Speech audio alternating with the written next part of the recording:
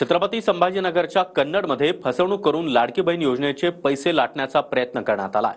12 पुरुषांनी लाडकी बहीण योजनेचे फॉर्म भरले आणि त्या 12 फॉर्मवर या पुरुषांनी 12 महिलांचे फोटो लावून पैसे लाटण्याचा प्रयत्न केला आहे। पाहूया त्या संदर्भातला हा विशेष रिपोर्ट। इथं मध्यस्थी नाही, डायरेक्ट अकाउंटला पैसे। त्याच्यामुळे मध्ये कुठे भ्रष्टाचार झाला तरी एका पट्टा निघाला। कोणी फसवलं तर त्याला जेलमध्ये जाणं आणि चक्की पिसे पिसे।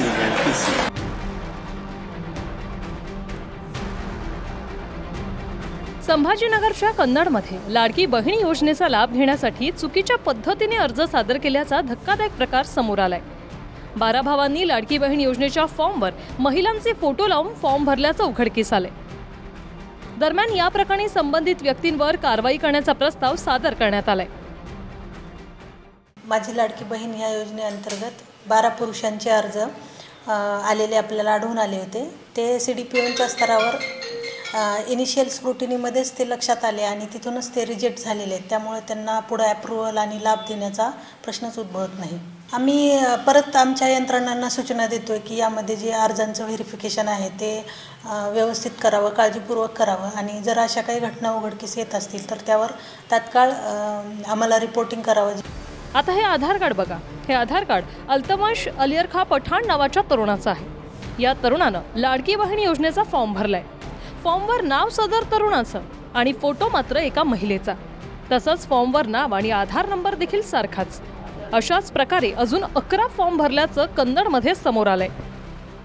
ज्यांनी एवढ्या चांगल्या योजनेत काही जादा म्हणजे चुकीची नावं नोंदवून, चुकीचे फॉर्म भरून, चुकीचे फोटो लावून गैरप्रकार करायचं काम केले, त्याची चौकशी करायचे आदेश सगळ्या जिल्हाधिकाऱ्यांना सरकारने दिलेले। प्रत्येक योजनेमध्ये असे खोडा घालणारे आणि त्याचा मिसयूज करणारे लोक असतात।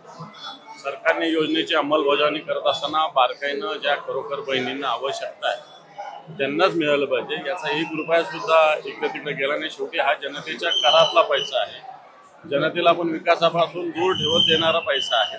म्हणून त्याचं नीट युटिलायझेशन झालं पाहिजे। याच्यासाठी प्रशासन किंवा सरकार बारकाईने लक्ष देत नाही। फक्त घोषणाबाजी, फक्त मोबिलायझेशन आणि फक्त त्याचं राजकारण करण्यात सरकार गुंतलेली आहे।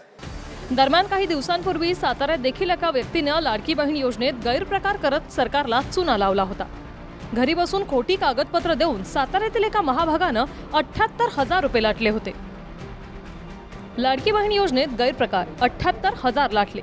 बायको एकच, मात्र तिच्या नवरोबानं तिचे वेगवेगळे ड्रेस, वेगवेगळी हेअरस्टाईल, मेकअप करून 26 पासपोर्ट फोटो काढून घेतले। यात 26 पासपोर्ट फोटो सोबत विविध 26 महिलांचे आधार कार्ड जोडून अर्ज करण्यात आला। त्या महिलांच्या आधार कार्ड सोबत स्वतः मोबाईल नंबरही जोडून घेतला। धक्कादायक म्हणजे हे 26च्या 26 अर्ज मंजूरही झाले आणि जिथे फक्त 1500च्या हिशोबाने महिन्याचे 3000 जाणं अपेक्षित होतं तिथे 3000ऐवजी 78,000 रुपये गेले। गुरुवारी खेडमध्ये अजित पवारांनी देखील लाडकी बहीण योजनेचा चुकीच्या पद्धतीने पैसे लाटणाऱ्यांना इशारा दिला होता। चुकीच्या पद्धतीने पैसे लाटल्यास कारवाईचा बडगा दाखवणार असं अजितदादांनी म्हटलं होतं। मध्ये कुठे भ्रष्टाचार झाला तरी एका पट्टा निघाला। ही नवरा बायकोने आम्हाला काय आता बांबू म्हणत नाही काही, चला त्यांनी 26 नावं दाखवली आणि त्याला गुणिले 3 एवढे पैसे त्यांनी घेतले। पण आता ते कळतं कॉम्प्युटरमध्ये किती पैसे गेले, कसे गेले, काय गेले, कारण आधार कार्ड तुमचं एकच आहे। आमची द्यायची तयारी, द्यायची दानत आहे। पण कोणी फसवलं तर त्याला जेलमध्ये जाणं आणि चक्की पिसे। अजिबात तुम्ही लाभ घ्या, तुमचा हक्क आहे, लाभ घ्या, तो तुमचा अधिकार आहे।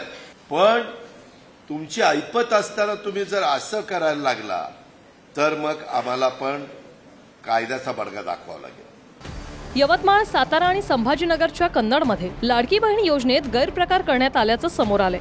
दरम्यान चुकीच्या पद्धतीने पैसे लाटण्याचा प्रयत्न करणाऱ्यांवर कठोर कारवाईचा इशारा राज्य सरकारकडून देण्यात आलाय। ज्ञानेश्वर लोंढे, TV9 मराठी, कन्नड, संभाजीनगर।